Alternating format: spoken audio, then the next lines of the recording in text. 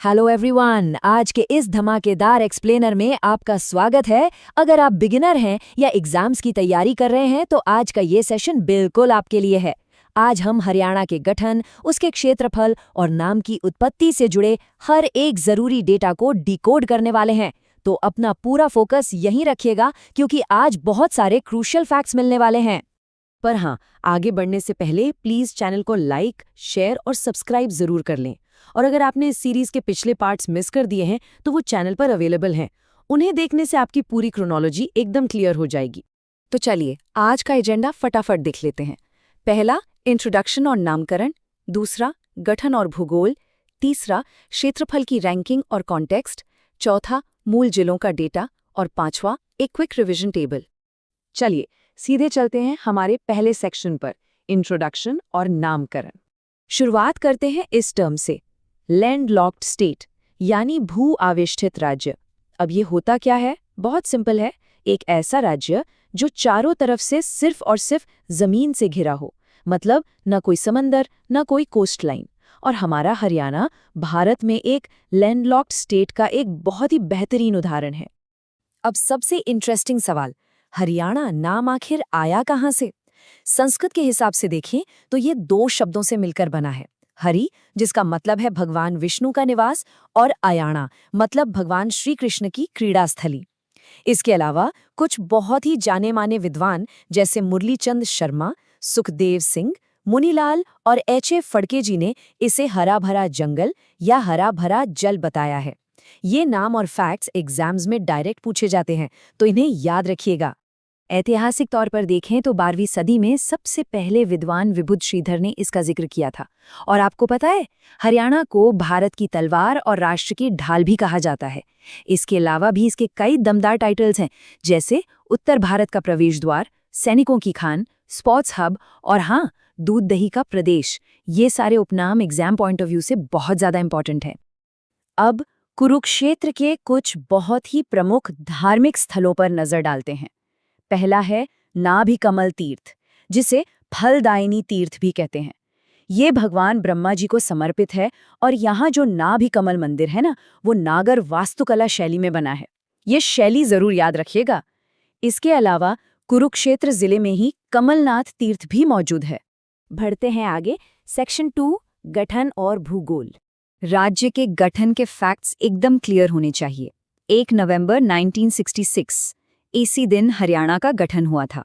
इसे पंजाब से अलग किया गया था और उसी समय हिमाचल प्रदेश भी अलग हुआ था। ये भारत का 17वां राज्य बना था। एक छोटी सी टिप, नागालैंड 16वां राज्य था और हिमाचल प्रदेश 18वां। अगर इसकी ज्योग्राफिकल शेप यानी भौगोलिक आकृति की बात करें तो वो एक विषम बाहु चतुर्भुज मतलब इर्रेगुलर क्वाड्रिलेटरल जैसी है।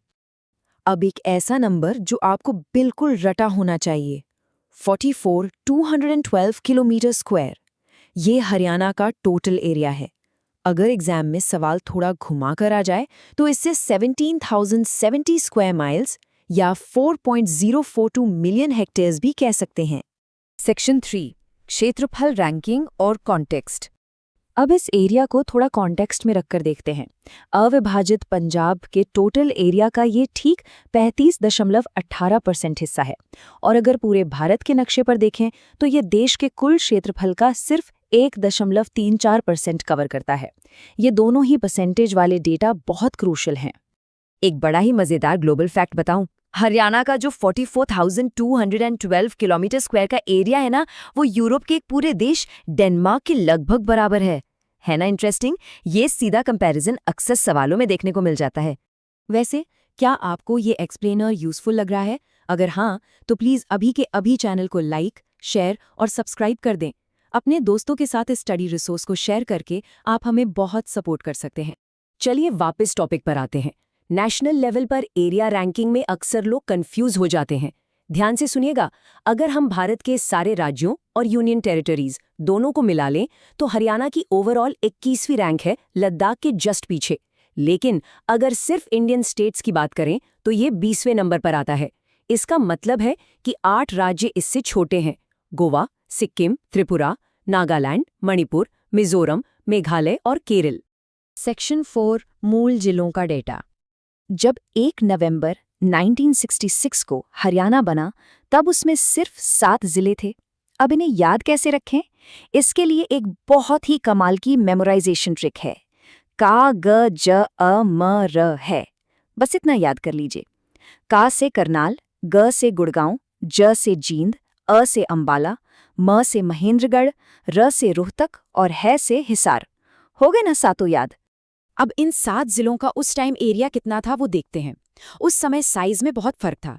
हिसार सबसे बड़ा जिला था जिसका एरिया 13,891 किलोमीटर स्क्वायर था।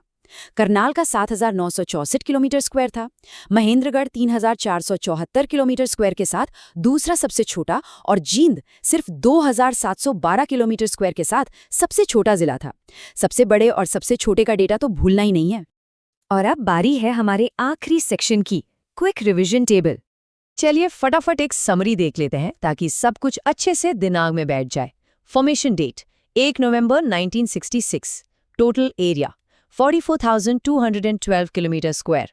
भारत के टोटल एरिया में शेयर 1.34%।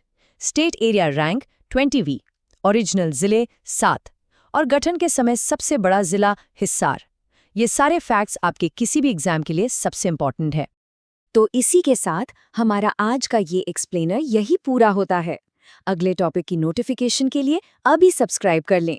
वैसे अगला कौन सा ऐसा मुश्किल टॉपिक है जिसे आप चाहते हैं कि हम एकदम सिंपल तरीके से समझाएं? हमें कमेंट्स में ज़रूर बताइएगा। तब तक सीखते रहिए और अपनी तैयारी एकदम सॉलिड रखिए।